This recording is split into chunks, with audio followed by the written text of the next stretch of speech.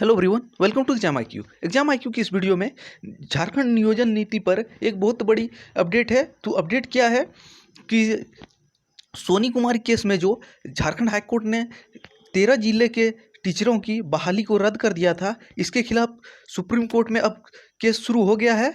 तो 13 जिले के टीचरों ने सुप्रीम कोर्ट में केस दर्ज कर दिया है और उस पर सुप्रीम कोर्ट में सुनवाई भी होगी।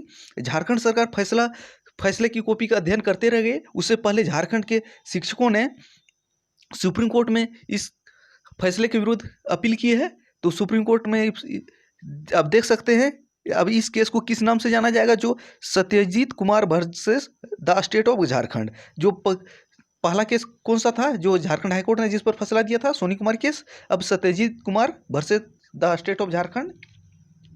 तो आप देख सकते हैं यहाँ पे डायरी नंबर 21,392/2020।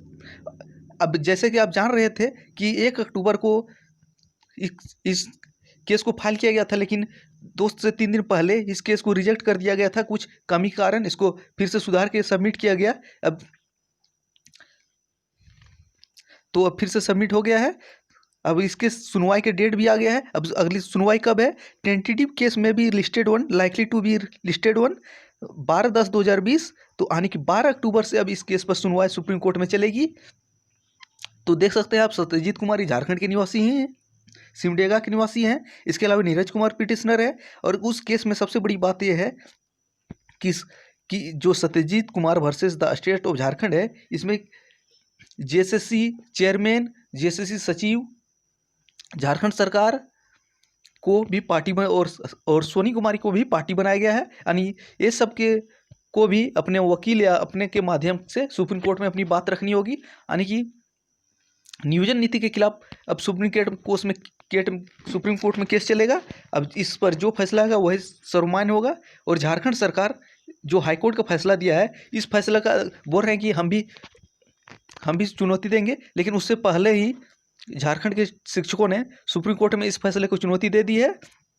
झारखंड सरकार केवल फैसले का अध्ययन करने में ही, यानी कि 21 सितंबर को जब फैसला आ गया है, यानी कि 20 दिन होने चला, अभी तक इस फैसले पर क्या करना है आगे, उस पर एक भी काम नहीं कर पाए हैं। केवल उस पर जब पूछा जाए तो बोलता है हम उस फैसले को अध्ययन कर रहे हैं।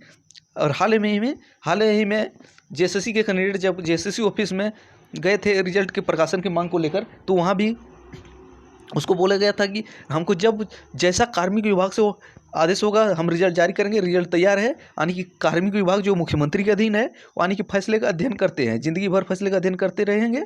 तो थैंक्स फॉर वॉचिंग। ये थे बिग अपडेट। अब जैसे ही आगे कुछ जानकारी मिलती है आपको सूचित कर दिया जाएगा।